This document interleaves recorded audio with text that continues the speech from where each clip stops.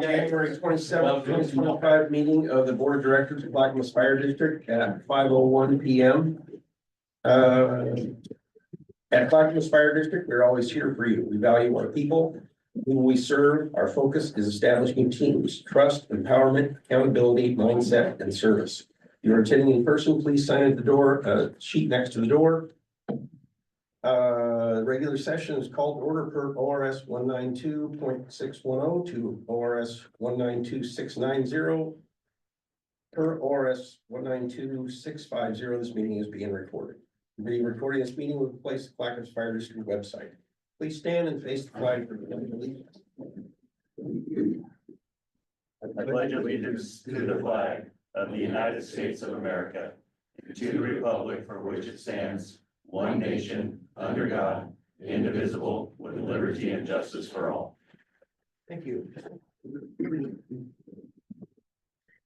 Chief Brown, any changes to the agenda? We do. We have a couple changes to the agenda. For the sake of time, we're going to flop introduction for new hire positions and public comment. So agenda item 6 for 5. That way we can get Seth and Hart home to their families. And then I will report out under informational only for emergency services. Dan Mueller, he's not here, so I will just include R1E in R1A. Okay. And then last but not least, under R1C, we'll have Chief Whiteley and Health and Safety Chief Goodrich report out for business services. Okay, perfect. Thank you. All right. That puts us up to approval of minutes of the regular board meeting on December 16th, 2024. Does any board member have any comments or changes to share? No. There are no changes to the minutes of the regular board meeting on December 16th. Stand is approved as written. And that would put us then, if we're going to swap to introductions, new hire positions. Chief, are you taking that? Yeah, take that. Seth, you start us off. That'd be great. Yeah.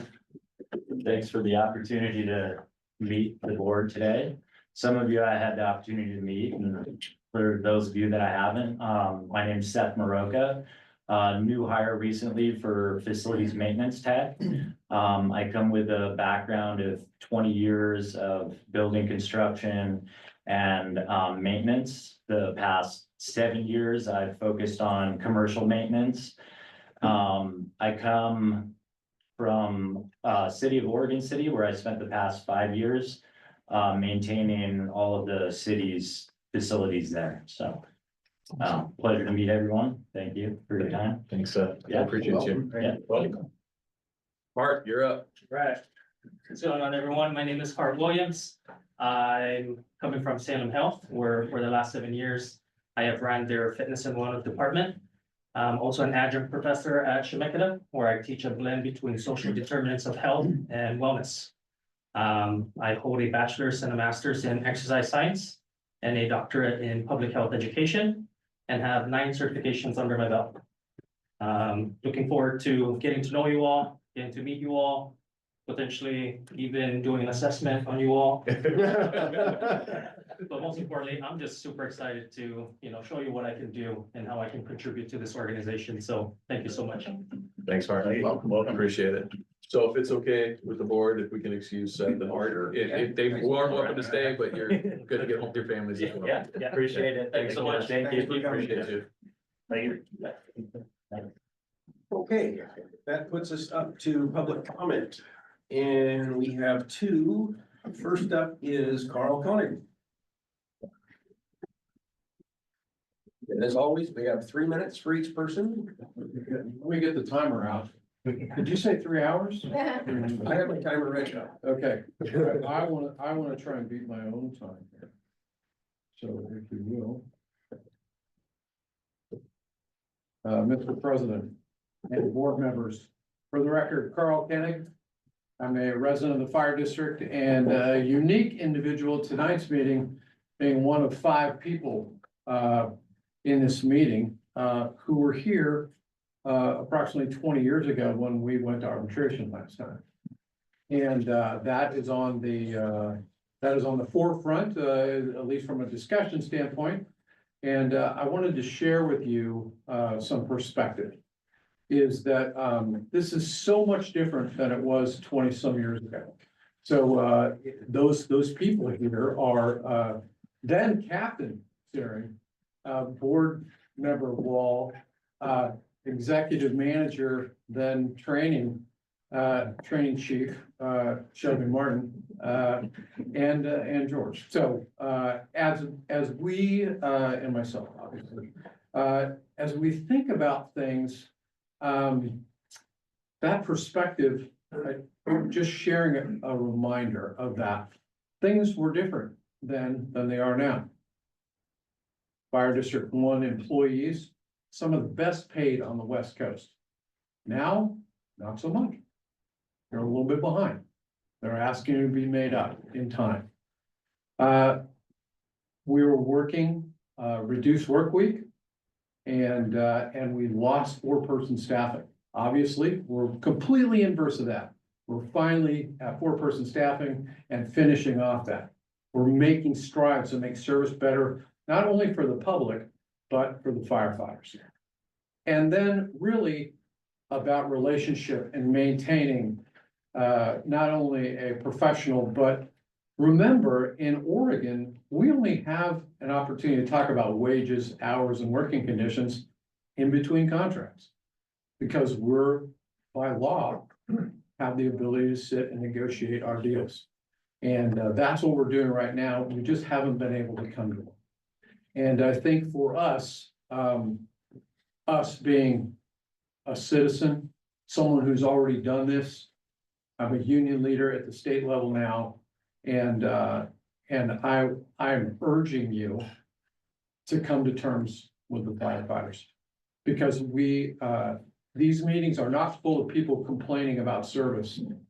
They're here when we talk and you get, Mr. Chair, when you get comments that are reported back to the public and to your fellow board members, they're always about positive interaction, whether that's internally or externally from people going, hey, I had awesome service. It was a terrible situation. And your crews arrived timely and took care of business. We hear that repetitively. This is our opportunity to meet and confer and get business done from a wages, hours, and working conditions. There's a last best offer on the table from the firefighters. I understand the fire district's in the same mode. I believe there is a market difference between ability and desire to pay. Somewhere in the middle is the answer. And I think it's incumbent upon not only the board, but the firefighters to come to a deal before we have to have a third party adjudicate. Thanks for your time. I appreciate it. And please take care of the folks that take care of everybody else. Thank you. Thank you, Carl. Next, Nate Hahn. Not well spoken as the senator to my right, but I'm gonna read from a script here. But President Hahn, the members of the board, thank you for having us tonight. I might need a little bit of grace, 30 seconds, 45 seconds, if you will. My name is Nate Hahn. I proudly serve as the president for the over 400 members of Local 1159. I'm here tonight to discuss investment in our members and investing in the future of the fire district. Last week, I was talking to someone about fair wage for firefighters.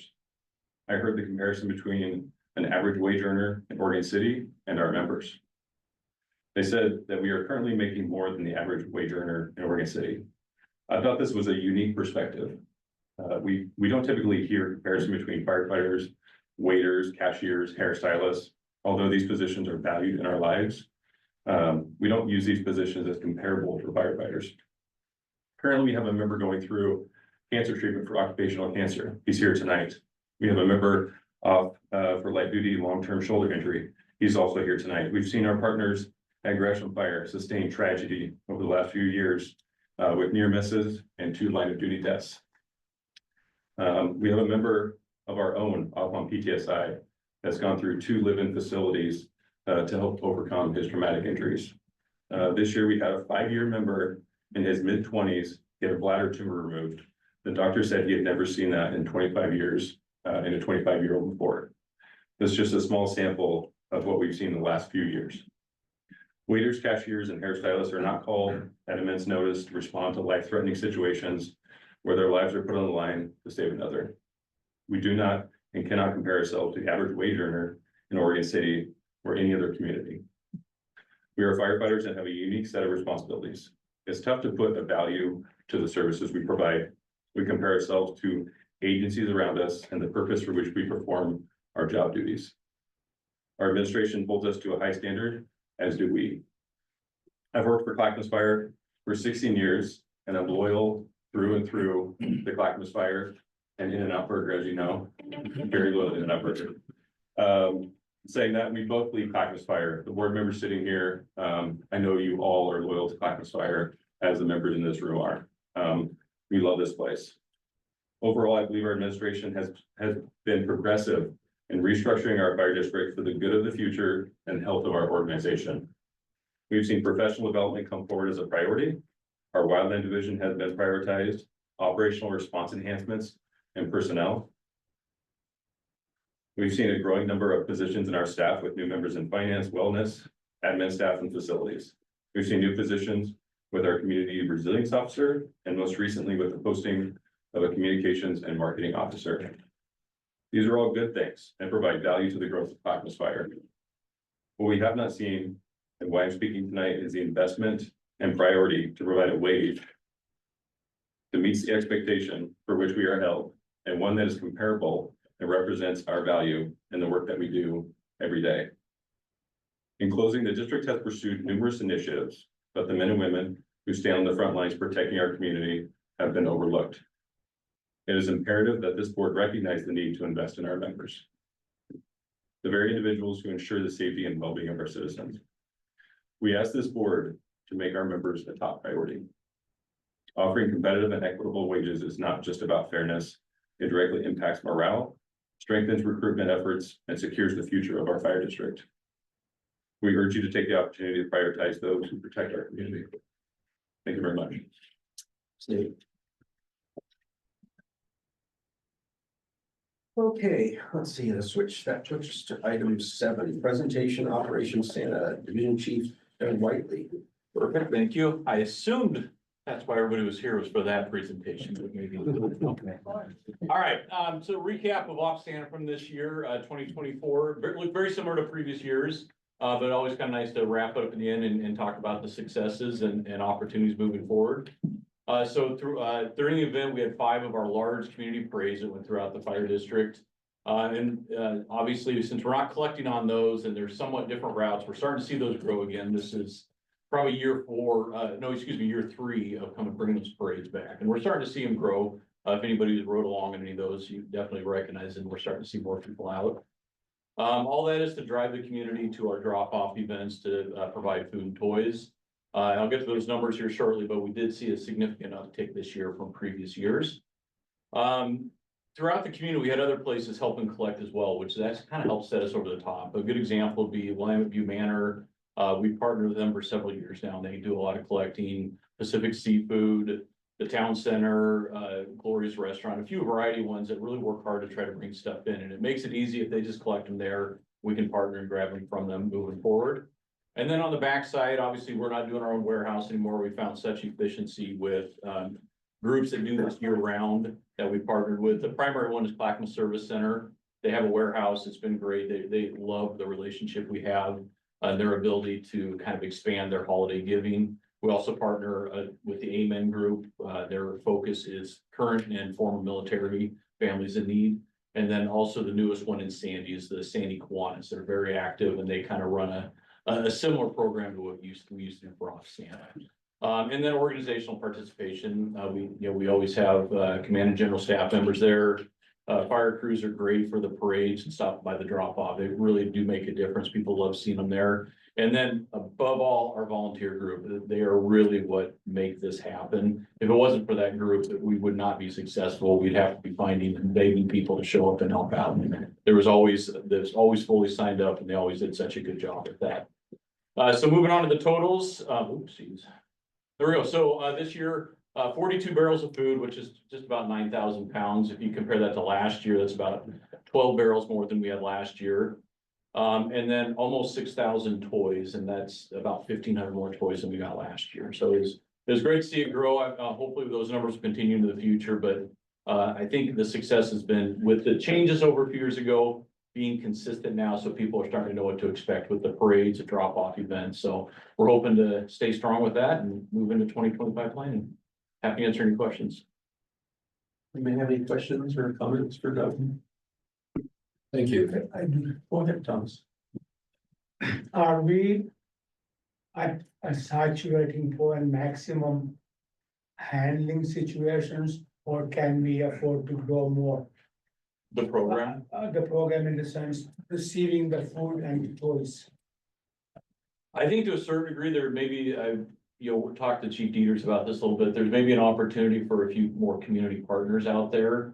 But in terms of the fire district, commitment of the parades and those drop-off events, it's a pretty significant commitment. So we're trying to find creative ways to grow the donations without adding more just to our plate.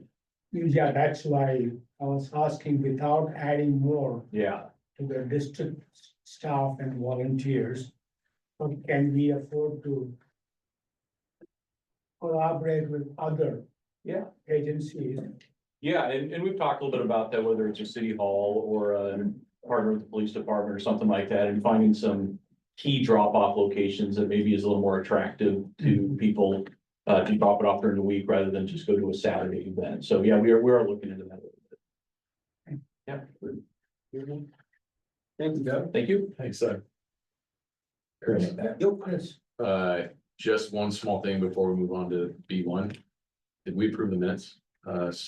We did? Okay, Yes. sorry, I missed it. That's fine. Perfect. That's an easy one to miss because we Love it. Chris moves so quick. No, I'm not, just Yeah. want to make sure. Mr. Tews. We're on fire. We do a quick Good. meeting here. Okay, we're up to B1, annual meeting of the member of the Clackamas Emergency Services Foundation, request approval of budget 2025, Vice President Don Trotter. Welcome back, Don. Thank you. Haven't seen you in a while. Well, I've only been a trustee for 25 years plus, so, Well, we figured you'd show up sooner or later. well, we're here tonight to request approval of the proposed budget for 2025. You've got a copy of it that was in your packet of information, and I'd be happy to answer any questions you have on it. There is one difference, major difference this time, if you look at it. In the past years, we've always had under revenue, some fundraising activities that were much higher than $5,200. In 2023, it was 90,000 budget, we got $51,945. This year, we're doing something totally different. We have a new committee, a marketing committee, that's evaluating many things about the foundation. One of them is how do we communicate more with the community, interact more with the community? And part of that is what kind of fundraising is most efficient. They'll do those both things, raise money and communicate with the community. So what we did this year is we've transferred some money. If you look under income, it's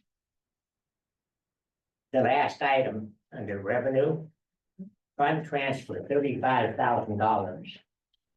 And that's coming from our fund that we have set up over the last many years. That we have more than $5,000 in, $500,000, excuse me. And so it'll be fine to do it that way. And if we happen to have fundraisers that bring in more than that or that much, then we'll just transfer that money back to our general fund.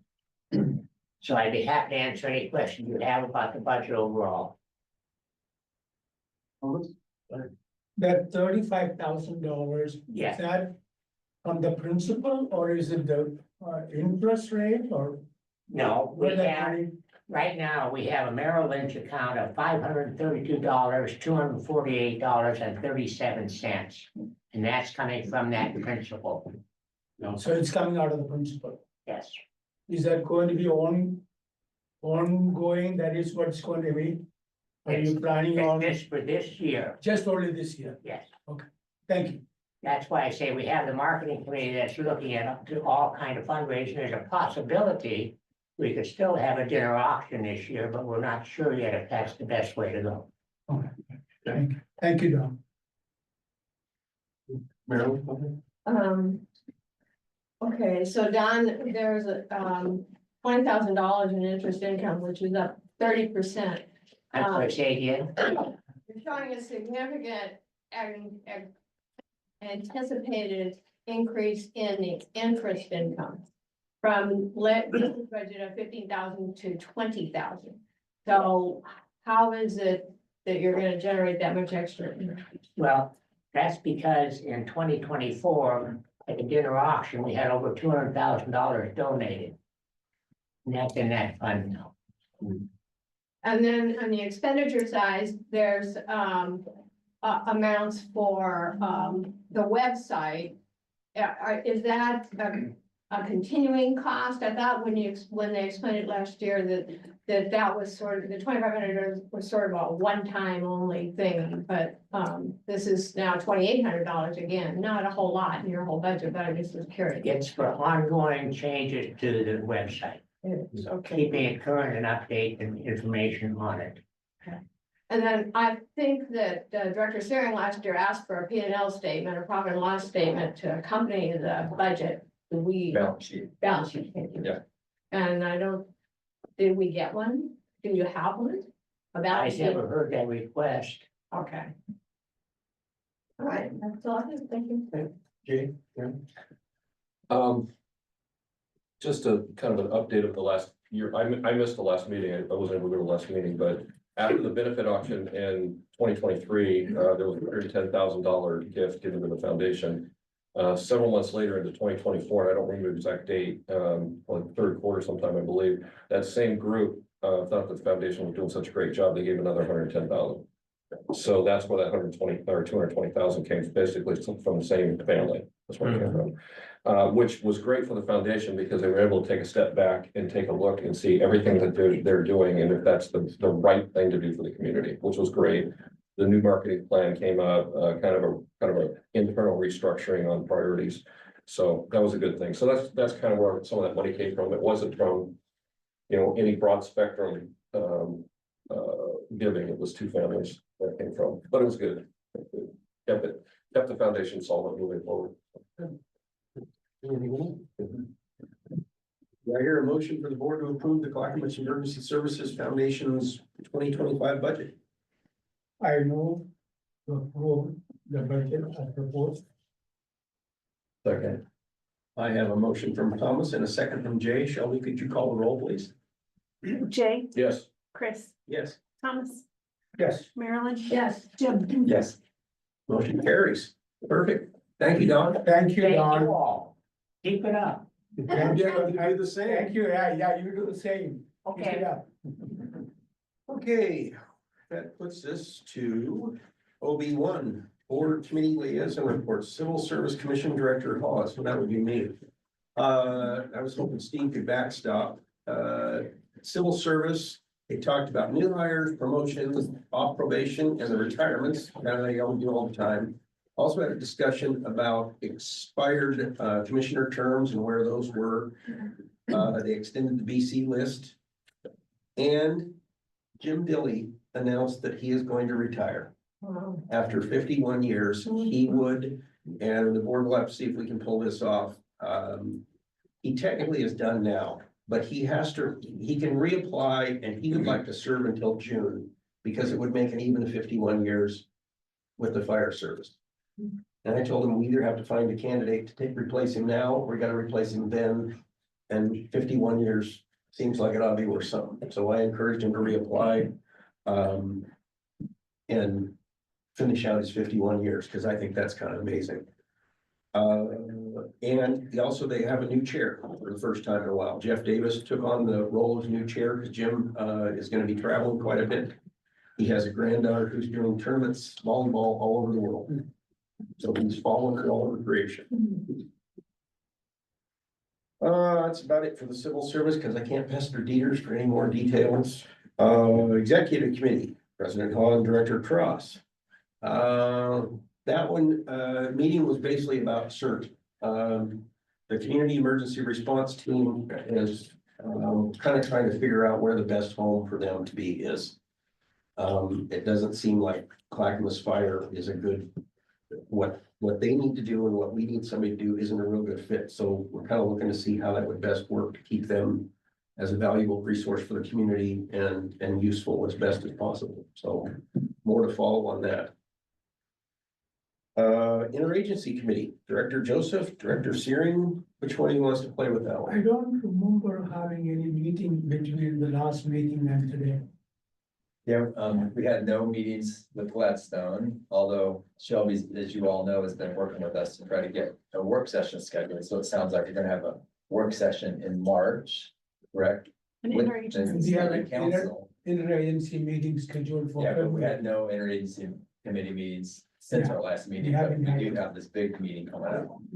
Where we'll meet with the whole city council and just talk about next steps and how everything's going. Sounds like everything's going wonderful.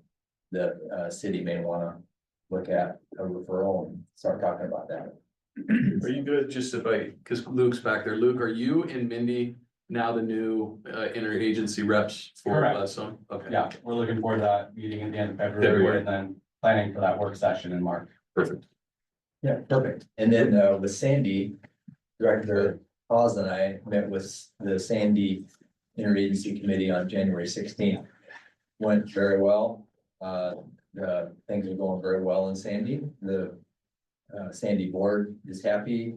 They still are getting continual feedback that's positive in every angle. So everything's going very well. And looking at same really as Gladstone, looking at options and including at some point we would have a meeting with them too, just hasn't been scheduled yet. To look at what the options may be going forward as far as the referral. Right, Chris, anything? No, I think that pretty well covered it. Just for everybody's attention, the disembodied voice at the back of the room is Luke Roberts. He's city councilor for City of Gladstone. He's the president. Are you council president now? No, we just moved that. I just switched that. Just switched it? Okay. I was. Okay, board informational updates, comments. Any board member have any informational updates or comments to share? Yeah, I got something, just more informational. It's part of my responsibility with the Oregon Fire District Directors Association. I also represent Oregon with the National Association of Emergency and Fire Officials out of Washington, DC. And this last month, earlier this month, we voted to join forces with the American Association of Special Districts. So kind of like SDAO in Oregon. So we joined forces and it's kind of a cool time. Brought a lot of actually horsepower at the national level for legislative stuff. So we have a whole new legislative committee. We're working together. We've got some stuff going upstream now, specifically with wildland stuff that's going upstream to the at the national level, and a little bit of stuff to do with some tax structure stuff to make it a little easier for volunteers at the throughout the nation. So those are the two big topics really kind of on board right now, but stay tuned. It's kind of a cool time to see what's going on at the national level with the legislators that are actually listening at the national level. Anybody else? I just had a quick, I went to Fire District 10, their board meeting last month or this month. We border Fire District 10 and actually it's my old neighborhood. It turns out two of the board members, one of them I graduated from high school with his older sister, another one I knew before he was a respectable citizen. Just had a nice talk with them, and I've also discussed with them about possibly doing a kind of an interagency with them. We share quite a border with Fire District 10, and I see our crews together all the time at the famous Stone Road 282nd intersection where somebody tries to make with the guardrail about every 3 days. Our crews are there and we never talk, so I just think we ought to see if we can't initiate the same kind of a thing there. Okay. Next up, informational only, division department reports. R1A, Office of the Fire Chief Dick Brown. Awesome, thank you, Chris, and I'll be reporting out for ops as well. Big thing that we wanted to hit on today was the Palisades fire. This hit a little bit close to home for me. I had family and friends and families that lost homes. And a family that was in, level 1 evacuation the whole entire duration of the incident. So the Clackamas firefighters answered the call and responded. Wednesday morning, we got a phone call. The incident started on a Tuesday night. We got a phone call about 10:30, and within 2 hours, we had a strike team assigned and staffed, and they left the next morning and were basically on the fire ground, I believe, that Wednesday night, assigned to the Palisades fire. Brent Olson was the strike team leader. And he was team 1 from the state of Oregon. It included 3 of Clackamas Fire's type 3 apparatus from D1. And then a couple days later, we got another request from EMAC for a strike team of water tenders, to which Chief Mueller led. And we were able to deliver out of the county a strike team of water tenders to include water tender 314. They were assigned to the mobilization center for staging for initial attack. They ended up getting on the Lilac fire and moved 4,500 gallons of water. Cal Fire isn't big in the mobile water supply arena, and so when water tenders showed up, they didn't know exactly what to do with them. But that strike team got engaged in San Diego, and if you look at the website, the local media interviewed that strike team, and they represented Clackamas Fire really well. Strike team 1 was assigned through the duration of the Palisades fire and did amazing work. As always, our firefighters represent themselves, represent the community, represent their families, phenomenal. And super proud of them. It's 2 weeks away from their families to go help others. And so just super proud of them and can't thank them enough. Rescue 301. Rescue 301 started January 1. And, we have not a full month of analytics yet, but 27 days into this, Rescue 301 has responded to 319 calls for service. They're averaging 12.2 calls a day. And to just give you a picture, Engine 301, which has been our busiest apparatus, was averaging in 2024, 10.54 calls a day. And now in the last 27 days, they're averaging 4.2 calls a day. Heavy Rescue 5 in 2024 averaged 8.84 calls a day. They are currently averaging 5.4 calls a day. Truck 4, 304, in 2024 averaged 8.57.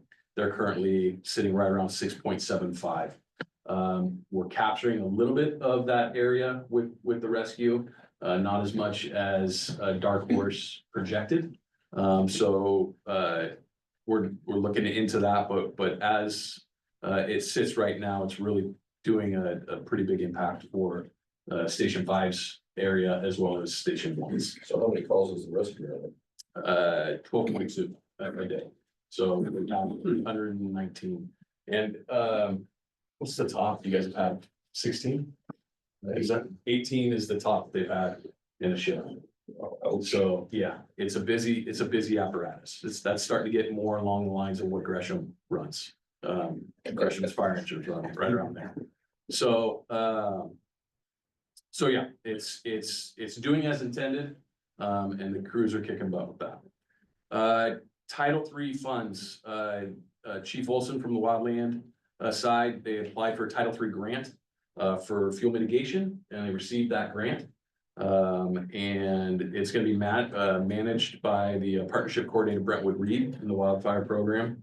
And so excited about that. That funds basically Brentwood's position as well as helps Crew 30. And gets out into the county for fuel mitigation. So just another avenue in which we are trying to get ahead of the wildfire threat that we are inevitably facing here. Graduation for 2402, 15 recruits. They hit the line January 1. Delaney is in the back room right there. She's one of those recruits. So super excited about that. 15 graduated, and it was an awesome ceremony, and excited to see them start their careers and long careers ahead. So with that, I'd be happy to answer any questions that you have. That's end my report. Do you have any questions or comments for the chief? Yeah, the Palisades Fire, a good friend of mine, I grew up with, her husband was the incident commander on the Palisades Fire for the first like 20 hours. Yeah. During the night, I got the product for text, and I was texting her while I was on East at her home, the Southern Oregon, and so she was actually with her dad when this whole thing, but I was texting her that whole evening about what was going on, and she was kind of keeping me updated. At first, yeah, it was Cameron. She was very worried about it, but I don't know if she lost her place or not, but I think they might have lost their place down there. Pretty crazy, knowing people that were in it, in it hard. Yeah, so I will say that there's been multiple, not only from friends and family that I still have down there that took pictures of our crews, I'd love to see that. which was pretty awesome. But we also had residents from Santa Monica write letters. I'm not sure if it's in the correspondence or not yet. Next month, it'll be in next month's correspondence of thank you. So, yeah. Anything else? No, go ahead, Jim. So the rescue 301. Yeah. That's that station one, right? Correct. And then, but it's not a transport unit, it's No. just the rescue. No, it's a type 6 apparatus that we bought with levy funds 12 months ago. Yeah, because I was just thinking in my mind, We it's bought, funny that's one of how two. this went back to exactly how it was 40 years ago today. Yeah. When it was engine 21, rescue 21. Yeah. So it's funny how things. The historian strikes again. I didn't realize that. Yeah. That's That means awesome. bell bottoms are coming back. Well, Carl remembers when it was engine 21, rescue 21. Yeah. Well, I should have known that you would have known that. When we're talking about ops, we're talking about contract. Yeah. But yeah, very good. Yes. All right, R1B, Office of Strategic Services, Assistant Chief Brian Stewart. Thank you, Mr. President, members of the board. A few items just to catch up on. We'll start off with information technology tonight. So over the last number of years, we've been using one product for help desk, and we switched over to a product that has actually been included in our existing contract with Fast Tech. We were waiting for our subscription to expire and do a few other things, but so we swapped out of a product called Landsweeper, moved over to a Logic Panel, effective kind of Friday last week. Over last week and coming up tomorrow, Fast Tech will have provided 8 training sessions. They'll have a recorded training available, and they're happy to provide one-on-one training to any of the members that need assistance in making that transition. But we tracked it through, and any of the outstanding tickets which were in Landsweeper have been moved over. I'm confident that this process will improve our service. Again, we were using a product that was not their typical, which allowed us to do maintain where we were at as we were making a transition, but moving into their product allows all their help desk members to see it at once, rather than just our on-site person. So it's all collected together. And presumably that'll provide a little faster service on each ticket. And that is just one way of submitting things is through the Logic Panel. People are always welcome to call and get somebody live during working hours. We're also continuing to work on replacing outdated equipment, and we've done that at ESD. We had 2 racks that we were renting there. We're down to 1. So we've gotten a bunch of equipment there. Our next move is to get out of Sandy High School and consolidate the equipment there into Station 71. Station 71 has a small data room on the back of their bay that we're going to take advantage of and get rid of some of the rental costs out of the high school.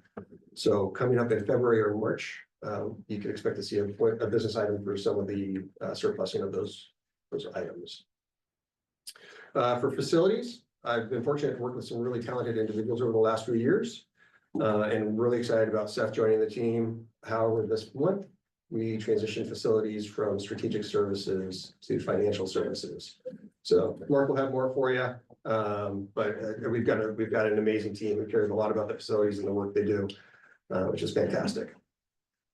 Legislatively, Director Crossroy caught some of the high points for the federal side, but state-wise, entering the second week of the session, there's about 3,000 bills out there now, maybe not quite that.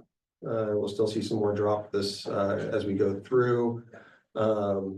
And at least for OFCA, we've got 456 bills on our tracker right now. We are working through those. Kind of as Director Cross shared, I mean, we have bills related on governance, the PFAS issues, state funding, state fire marshal, wildfire, labor, EMS, and then recognition, I like this one, recognition of special districts when it comes to federal and state funding. So like we've missed out on ARPA funding and getting that definition in both in the state and at the national level is important to us. So we'll see how things continue on. But we've had a lot of collaboration, even as we entered the session. State Council of Firefighters has been fantastic. We were having some challenges with some G&T, ground emergency medical transport reimbursement that had gotten changed on us and some service issues. So with OFCA, with State Council, with a few others, we were able to rectify those issues and make sure that the Oregon Fire Service in terms of transport and reimbursement is kept full this fiscal year. Previously, we were looking at a statewide loss of about $1 million. So appreciate the partnership across the state and getting that moving forward or rectified. Lastly, on the community resilience side, a couple things that are launching off. So Zone Haven, which we may have heard the term of, is rebranded by its company as Genesis. This is a evacuation software which helps with modeling, coordination, announcements. Has been funded by Oregon Department of Human Services, and Morgan has been working with Clackamas County Department of Disaster Management to explore how those the WUI evacuation tools could be implemented. He's also preparing for Wildfire Awareness Month coming up in April. There's an exercise that's going to utilize a sim table. We've got the PIO being involved with some workshops and exercises. There'll be some work in open houses with the EOC, and there may be some involvement with the county board for an exercise coming up. And then this week he has been preparing for and will be offering tomorrow through Friday, Wednesday through Friday, an ICS 300 course. So that's intermediate ICS, which is fantastic. We've got 18 members of Clackamas Fire going through it, including, I imagine, somebody sitting along in the audience today, but also Executive Manager Hopkins is going through ICS 300. So we're expanding outside of operations, making sure our administrative staff and support staff are able to fill critical functions during disasters and emergencies. With that, end of report. Anybody got any questions or comments for Brian? No? Okay, thanks, Brian. Office of Business Services Assistant, well, no, because you get to take over the world famous Steve Peter. We're tagged up right here, or both of us, so. We didn't bring Heather here just to sit. Well, good. We have thought about it. planning on Yeah. anything. So on behalf of Chief Dieters, I just echo what was shared earlier, it seems like the Sandy contract is going quite well and excited for these potential opportunities and conversations moving forward. But generically, a couple things to share. I had the opportunity to attend Lyman Putney, retired lieutenant, his funeral service a couple days ago. It had been last week. I knew him as he was a coworker of my dad, so I knew him as a kid. But the family was so grateful for what the district did in terms of we provided on-duty staff and also for the funeral service, not the military one. We had 2 members of our honor guard come and help out, and they were so appreciative, moved by that, beyond the family, but also a lot of the retirees that were there. So I wanted to share that. It really meant a lot to have the district involved in that. And then I wasn't able to make it, but then he had a military service after that. He was a Marine vet with several tours in Vietnam and Korea. So it was very appreciated. In the world of community services, now we're in the first of the year, we're just developing our annual plan of events. There's a lot of them throughout all the communities we serve. And then also taking a closer look at all the community groups that we meet with on a smaller scale, whether it's neighborhood associations, chief advisory groups, that type of thing, just revisiting those and making sure we have, our contract areas, all those are listed as well. So try to get to as much as we can as a group. Have to turn over to Heather. Right, I came here tonight just to support Hart as our new employee. We're really excited to have him. You saw he has a lot of education, and he has a lot of experience. He's not a new person. He's replacing someone that's leaving our program. Trish is gonna be retiring. Benefits is under wellness right now. And, so we're gonna absorb it with all of our staffing. So we needed to bring him on early to be able to train him, get him up to par so that we could start having other staff learn the benefits piece of things. So I'm excited to have him on board. I was thinking about just the growth of the district because another over 20-year person here.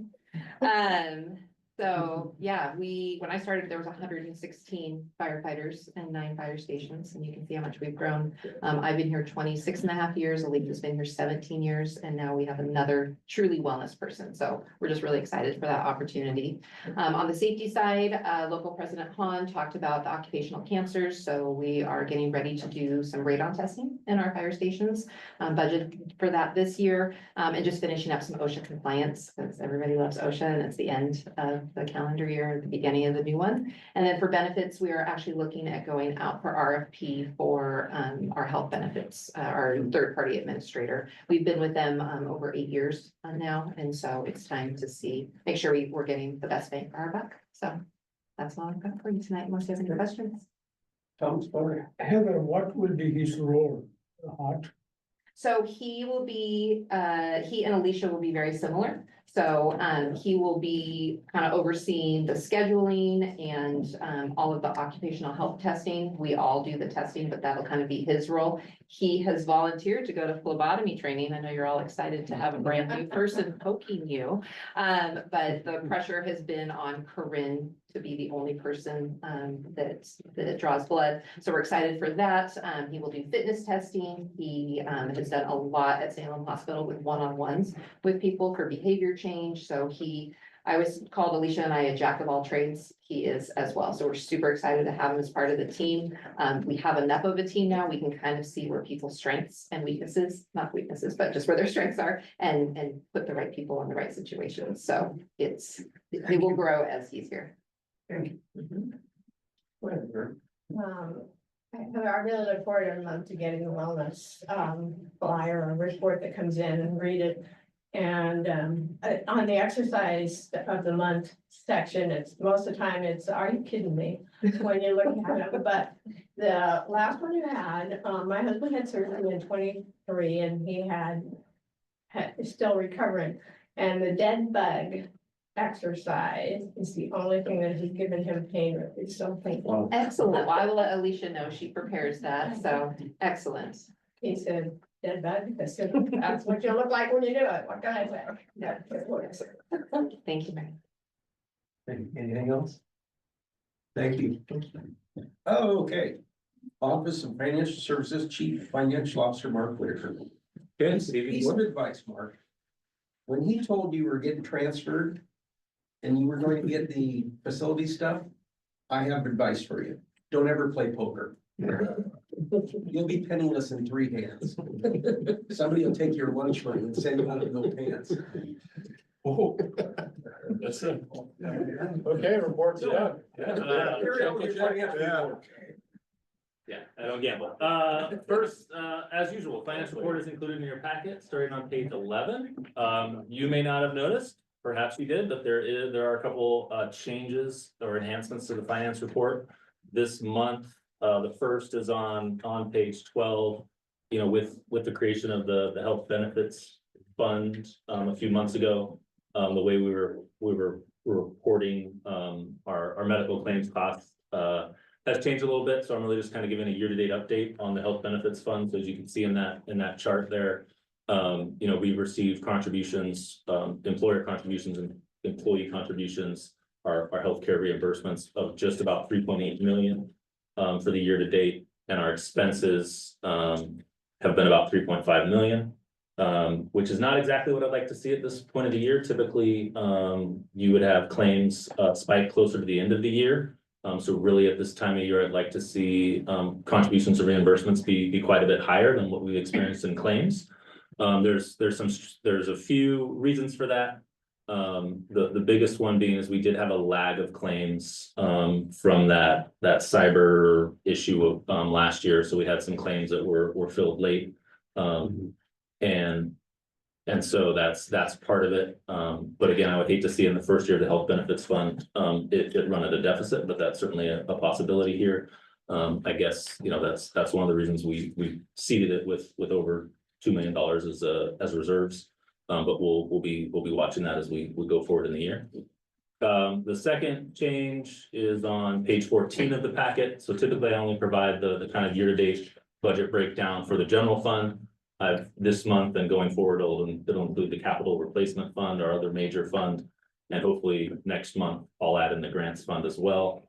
You can see in the capital replacement fund, we had just over $10 million in expenditures budgeted for the fiscal year. A lot of that is carried over from the prior fiscal year. As you recall, especially in fleet services, we ordered those 2 new engines that aren't expected to arrive for another 2 years or so. So those will just be carried over each year after year.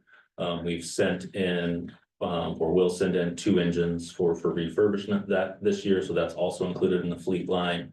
And then in the budget, we were planning to order another engine in the fiscal year, which will probably come to the board in a few months for approval of that next engine purchase.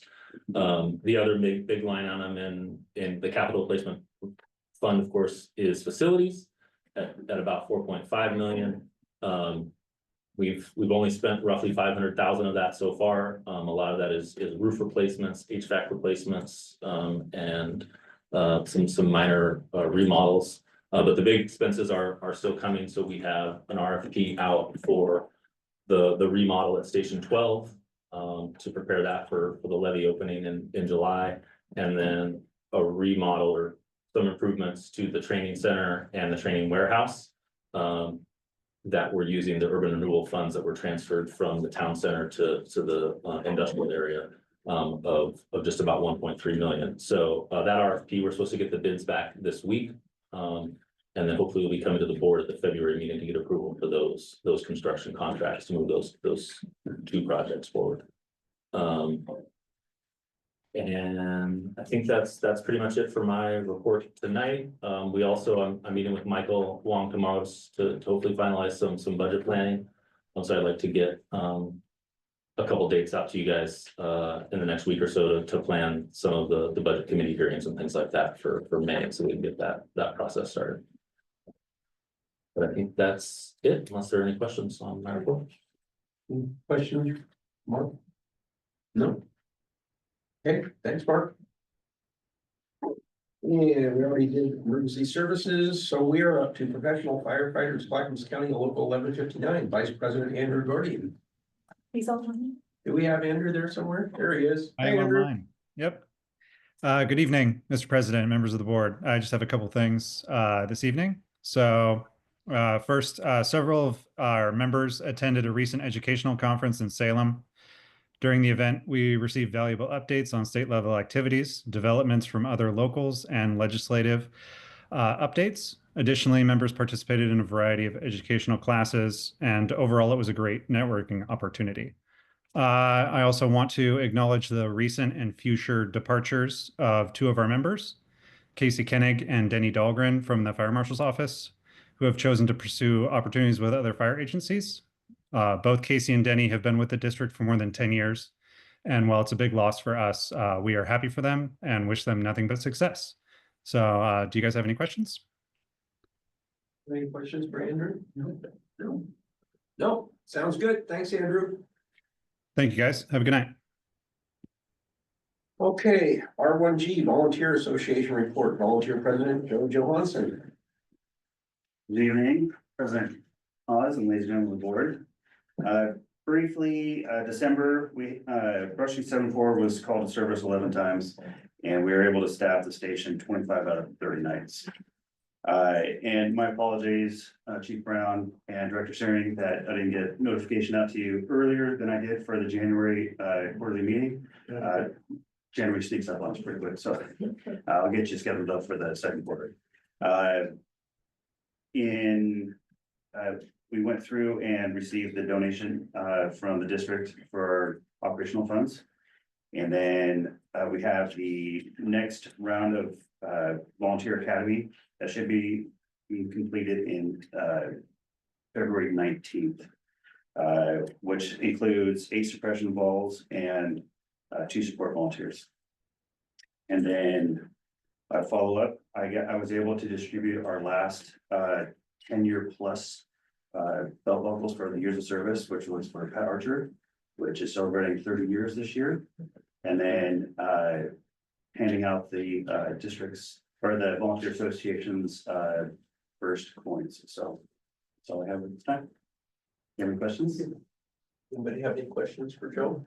No. Thank you, All right. Joe. Thank you very much. Next up, we have correspondence. We had a chance to see the correspondence. We had quite a bit. Nice comments in this month's packet. Anybody have any comments or anything about their comments? The correspondence, informational items, any informational items? Anyone? You? No? The next board of directors meeting will be on Monday, February 24th, 2025 at 5 p.m. The meeting will be hybrid with the public invited to attend either by remote video conference or in person at Station 5, 9339 Southeast Cosby Avenue, Happy Valley, Oregon 97086, otherwise known as right where we are right now. At this point, the regular meeting of the board of directors is recessed at 5:57 p.m. If you're attending in person, please make your way to the lobby while the executive session is being conducted. We will not be making any decisions when we come back into session. So with that, I will adjourn or recess regular session. Thanks for coming, everybody. Thank you.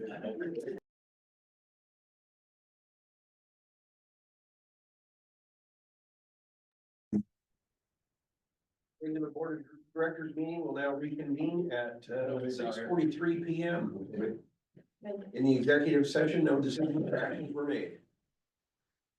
Nothing else. Regular board of directors meeting is now adjourned at 6:43 p.m. Thanks, everybody. Thank you. Thank you, Chris. Nick.